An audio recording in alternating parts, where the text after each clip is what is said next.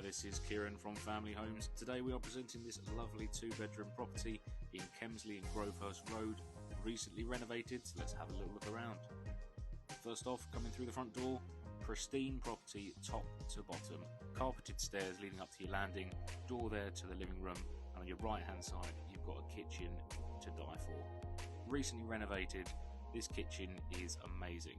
Built-in oven and microwave on the left hand side, electric hob in the middle, and an absolutely phenomenal black sink to top it off with the colour scheme in here.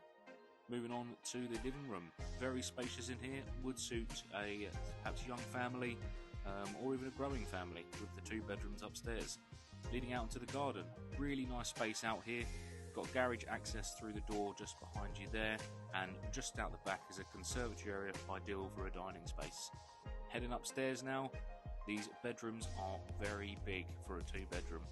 So first bedroom here, just overlooking the rear of the property, built-in wardrobes, 2 of them there, very large inside, and the second bedroom is just as big as well. Just overlooking the front there, very quiet road on the side, and now into the bathroom. Recently renovated, this bathroom is pristine and ready to move in. This property is online for $1,300 per month. Contact us today on 01795 473434.